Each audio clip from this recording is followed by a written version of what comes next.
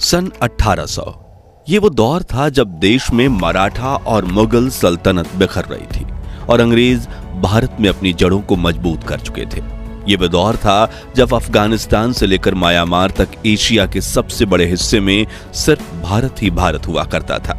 ये वो दौर था जब भारत की आबादी सिर्फ 17 करोड़ थी, जिनमें से करीब 10% पुरुष और 1% महिलाएं ही पढ़ी लिखी हुआ करती थीं। शायद इसी वजह से मीलों दूर से आए अंग्रेजों ने भारत पर कब्जा जमा लिया था। ईस्ट इंडिया कंपनी की सरकार ने गरीबों और किसानों का शोषण शुरू कर दिया था और सोने की चिड़िया कहे जाने वाले भारत को लूटने में कोई कसर नहीं छोड़ी थी। लेकिन क्या आपने कभी सोचा है उस दौर में आम भारतीयों की जिंदगी आखिर कैसे हुआ करती थी? उनका रहन सहन और पहनावा कैसा होता था? उस दौर के भारतीय लोग क्या काम किया करते थे और कैसे अंग्रेजों ने भारत के महान साम्राज्यों की हुकूमत को अपने कब्जे में लिया था? अगर हाँ, तो आज का वीडियो आपके लिए खास है, क्योंकि आज हम सन 1800 के दौरान अखंड भारत के इतिहास से पर्दा उठाएंगे, जिसे ज्यादातर स्कूलों कॉलेजों में पढ़ाया नहीं जाता। लेकिन उसके पहले आप वीडियो को लाइक और चैनल को सब्सक्राइब कर दीजिए। सल्तनत और हुकूमत। 16वीं शताब्दी की शुरुआत में जब अंग्रेजों ने भारत में दस्तक दी तो शुरुआत में उनका उद्देश्य सिर्फ यहां व्यापार करना था। लेकिन जब देश के कई महान राजा उनकी मीठी बातों के शिकार नहीं हुए तो उन्होंने इस महान देश की सत्ता पर ही कब्जा करने का फैसला किया। बता दें कि भारत में कदम रखने वाली सबसे पहली ब्रिटिशर्स टोली के कैप्टन थे विलियम हॉकिंस, जिन्होंने 24 अगस्त 1608 के दिन सूरत के बंदरगाह पर पहला कदम रखा था और कुछ ही समय में उन्हें यह अंदाजा लग गया था कि वो कूटनीति से भारत को अपने कब्जे में कर सकते हैं। 1631 में जब शाहजहां ताजमहल बनवा रहे थे तभी अंग्रेज भारत में अपने पैर पसारने की कोशिश में लगे हुए थे। उस वक्त कुछ छोटे बड़े राजाओं के अलावा भारत में 2 बड़े साम्राज्यों की हुकूमत चलती थी, जिसमें पहला था औरंगजेब का मुगल एम्पायर और दूसरा था मराठा साम्राज्य। ये दोनों शक्तियां इतनी ताकतवर थीं कि इनके सामने अंग्रेज चाय कम पानी थे, मगर इनकी सबसे बड़ी कमजोरी थी एक दूसरे से नफरत।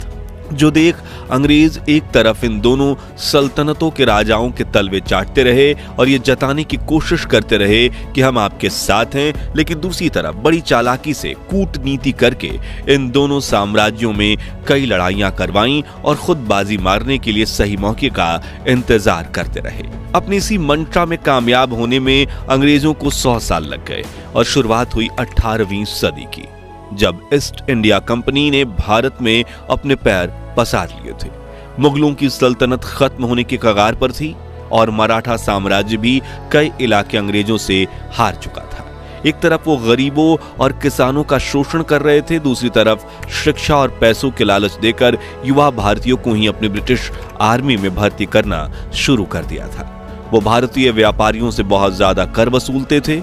उन्होंने यहाँ पर अपनी फैक्ट्रीज खोल रखी थी जहां सस्ते में बना माल एक्सपोर्ट करके वो अंधाधुंध पैसा छाप रहे थे और ये पूरा पैसा भारत से सीधा ब्रिटेन जाता था, जिस वजह से भारत में आर्थिक संकट के दौर की शुरुआत हुई। भारतीयों की कमाई, पैसों की किल्लत और लगन। आपने ये कहावत तो सुनी होगी कि मेरी जरूरतें कम है इसलिए मेरे जमीर में दम है, जो 1800 के दौर में 90% भारतीयों के लिए सही साबित होती है। हालांकि हमारे भारतीय समाज में मौका परस्त लोगों का वजूद हमेशा से बना रहा है।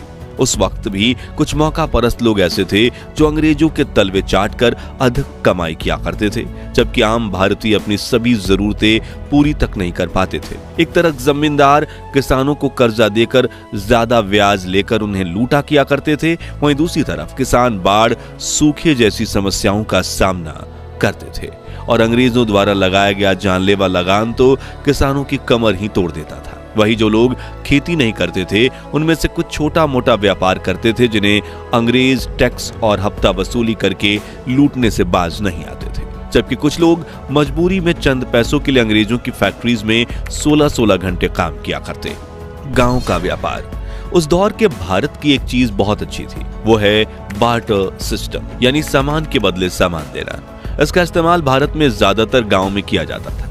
गांव में अगर कोई एक आदमी चावल उगाता था तो वो दूसरे आदमी से चावल के बदले गेहूं लेता था। जो आदमी सब्जी उगाता था उन सब्जियों के बदले चावल और गेहूं ले लेता था। जैसे कि 1 किलो धान के सामने 4 किलो शक्कर, पूरे महीने के अनाज के सामने पूरे महीने की सब्जियां और 5 किलो गेहूं के बदले 5 किलो दाल। इससे फायदा यह होता था कि खाने पीने की हर चीज गांव में मिल जाती थी और इसके लिए पैसे चुकाने की जरूरत भी नहीं थी। इसलिए गांव में पैसे का चलन बहुत कम था। इसके साथ आज भी अगर आप भारत के कुछ गांवों में जाएंगे तो वहां पर अदला बदली की प्रथा मिलेगी जो बहुत अच्छी है। पहनावा दोस्तों, आज के मॉडर्न भारत में जहां हर तरफ पश्चिमी सभ्यता यानी वेस्टर्न कल्चर का असर दिखाई देता है, लोग jeans, shirt, T shirt, top और सूट पहने नजर आते हैं, लेकिन एक समय था जब भारतीयों का अपना अलग ही देसी पहनावा हुआ करता था। पुरुष सादी धोती और गमछा पहनते थे, औरतें साड़ी पहनती थीं और छोटे बच्चे ज्यादातर निक्कर में खेलते कूदते नजर आते थे। कुछ लोग धोती और कुर्ता पहनते थे, जबकि कुछ बड़े जमींदार ही अंग्रेजी पहनावा यानी जीन्स और शर्ट पहनते थे। भारत की यही सादगी और विविधता उन्हें अंग्रेजों से खास बनाती थी। यहाँ तक कि आज भी राजस्थान और उत्तर प्रदेश में रहने वाले कुछ बड़े बुजुर्ग उस वक्त का सादा पहनावा पहनते हुए देखे जा सकते हैं। लेकिन हम में से ज्यादातर युवाओं को आज लुंगी पहनना नहीं आता, जो थोड़ा निराशाजनक जरूर है। व्यवहार, रहन सहन और काम धंधा। आज इंसान चांद पर पहुंच गए, मंगल ग्रह पर रोवर भेज चुके हैं और फिर आर्टिफिशियल इंटेलिजेंस ने दुनिया को बदल कर रख दिया। लेकिन सन 1800 के आसपास भारत में टेक्नोलॉजी का कोई नामो निशान नहीं था, लेकिन हर भारतीय का जीवन सुकून से भरा था। बात करने के लिए तार से जुड़ा टेलीफोन तक नहीं था, लेकिन दिल से दिल का कनेक्शन मजबूत था। रिश्तेदारों से महीनों और कई सालों तक मिलना मुश्किल था, लेकिन मन में इज्जत और लगाव जरा भी कम नहीं था। घास फूस और मिट्टी से बने घर ही कच्चे थे, लेकिन लोगों के दिल बड़े सच्चे थे। यातायात के सिर्फ बैलगाड़ी साधन थी, लेकिन लोगों के शरीर में बहुत फुर्ती थी। जेब में पैसों की फूटी कौड़ी ना हो, इसलिए चेहरे पर शिकन नहीं थी। और भाईचारा ऐसा था कि एक आवाज पर पूरे गांव की भीड़ इकट्ठा हो जाती थी। मित्रों, उस दौर में जमीन छोटी हो या बड़ी, ज्यादातर लोग खेती करना ही पसंद करते थे और भारतीय किसानों की पसंदीदा फसल नील, कॉटन, अफीम, गेहूं और धान ही हुआ करती थी, जिसे किसानों से खरीद कर अंग्रेज विदेशी मार्केट में अच्छी कीमतों पर बेचते थे। लोग खेती के साथ किसान पशुपालन भी करते। जो लोग खेती नहीं करते थे वो अंग्रेजों की फैक्ट्री में काम किया करते। शाम होते ही सभी लोग अपने घर में आकर भजन कीर्तन और सत्संग किया करते थे, लेकिन जिसके लिए घरों में दिए भी जलाए जाते, क्योंकि इस दौर में भारत में लाइट नहीं थी। फिर लोग रात में जल्दी सो जाते और सुबह जल्दी उठकर काम पर चले जाते। 18वीं सदी के लोग बुजुर्गों का बहुत मान सम्मान करते थे और घर से लेकर गांव में वही होता था जो बड़े बुजुर्ग कहते थे। हालांकि वो एक सा दौर था जब भारत में सबसे ज्यादा जातीय भेदभाव होता था। अलग अलग धर्मों में थोड़ा बहुत टकराव होना आम था, लेकिन एक ही धर्म में भी जाति व्यवस्था को माना जाता था। ये जातियां हिंदुओं को 4 मुख्य श्रेणियों में विभाजित करती थी: ब्राह्मण, क्षत्रिय, वैश्य और शूद्र, जिनमें दलितों और बाकी छोटी जातियों के साथ काफी भेदभाव किया जाता था। और ये भेदभाव तो पिछले 200 वर्षों से चला आ रहा था, जिसके खिलाफ डॉक्टर बाबा साहब आम्बेडकर ने काफी बड़ी जंग लड़ी थी और 20वीं सदी में देश में क्रांति ला दी। लेकिन उन्होंने इस भेदभाव को कैसे खत्म किया, जानने के लिए आप हमारी डॉक्टर आम्बेडकर की अनसुनी अनकही कहानियों वाली सीरीज देख सकते हैं, जिसके लिंक डिस्क्रिप्शन में है। फिलहाल मुद्दे पर वापस आएं तो उस दौर में अंग्रेजों ने ही डिवाइड एंड रूल नियम को अपनाकर भारतीयों की एकता को भंग करने के लिए जातिवाद और ज्यादा इसका बढ़ावा दिया। लोग अपनी जाति के हिसाब से ही काम किया करते, जैसे कि धोबी कपड़े धोते, कुम्हार मिट्टी के बर्तन बनाते, नाई हर पीढ़ी बाल काटती थी। इस तरह हर कोई अपने हिसाब से काम धंधा किया करता था। आबादी और इलाका। आज भारत की जनसंख्या विश्व में सबसे ज्यादा यानी 145 करोड़ के पार कर चुकी है, लेकिन उस वक्त के अखंड भारत की जनसंख्या सिर्फ 17 करोड़ थी। वो भी सिर्फ कश्मीर से कन्याकुमारी तक फैले भारत में नहीं, बल्कि अखंड भारत में 17 करोड़ लोग ही रहते थे, जो हिंदुस्तान के साथ पाकिस्तान, बांग्लादेश, वर्मा और अफगानिस्तान से मिलकर बना हुआ था। आज मुंबई, दिल्ली और बंगलोर जैसी मेट्रो सिटीज में लोग घंटों ट्रैफिक में बिता देते हैं और शहरों में हर तरफ खूब भीड़ भाड़ देखने को मिलती है। वहीं उस वक्त ऐसा कुछ नहीं था।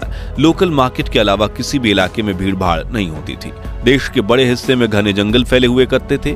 बड़े बड़े जंगलों के बीच छोटे छोटे गांव बसे होते थे और शहरी इलाके बहुत ही कम हुआ करते थे। इस वजह से भारत अनगिनत जंगली जानवरों का घर था और इंसानों को हर समय इन जानवरों के हमले का डर सताता रहता था। लोग रात को सोने से पहले अपने घर में आग जलाते थे ताकि अंधेरे से कोई भी जंगली जानवर आकर उन पर हमला ना कर सके। हालांकि इन जंगली जानवरों की वजह से समग्र भारत में प्रदूषण का नामो निशान नहीं था। उपजाऊ जमीन की भरमार थी, लोग पोषक तत्वों से भरपूर शुद्ध खाना खाते थे। आज की तरह फलों और सब्जियों में केमिकल मिलाने का कोई सवाल ही नहीं था। सड़कों की हालत भले ही खस्ता थी, लेकिन लोगों की जिंदगी खुशहाल थी। उस वक्त के भारतीयों की औसत उम्र भी आज से काफी ज्यादा हुआ करती थी। शिक्षा और साक्षरता। अब बात करें पढ़ाई लिखाई की, तो आपको जानकर हैरानी होगी कि उस वक्त भारत में पढ़े लिखे लोगों की संख्या बहुत ही कम थी। देश में सिर्फ 10% पुरुष और 1% महिलाएं ही साक्षर थीं। हालांकि बिना पढ़ाई लिखाई के ही भारत में रहने वाले सभी लोग किसी न किसी काम में बहुत निपुण थे। कुल मिलाकर उस वक्त में भारत की कुछ चीजें बेहद अच्छी थीं तो कुछ बहुत खराब। कहीं पर लोग बहुत खुश थे तो कहीं बहुत दुखी। लेकिन भारत हो या दुनिया का कोई भी देश, सदियों से संतुलन बनाए रखने के लिए कुदरत यही नियम चलता आया है। तो मित्रों, अगर आपको भी अखंड भारत के महान इतिहास पर गर्व है तो कमेंट बॉक्स में हमारे देश की तारीफ में 2 बोल जरूर लिखिए और ये भी बताइए कि उस दौर की वो खासियतें जो आज का मॉडर्न जमाना मिस कर रहा है, हमारी ये पेशकश पसंद आई हो तो वीडियो को लाइक और शेयर करके 11,000 लाइक्स के लक्ष्य को हासिल करने में हमारी मदद कीजिए। और ऐसे ही दिल छू लेने वाले वीडियोस के लिए हमारे चैनल को सब्सक्राइब करके पास वाली घंटी जरूर बजा दीजिए। जय हिंद, जय भारत।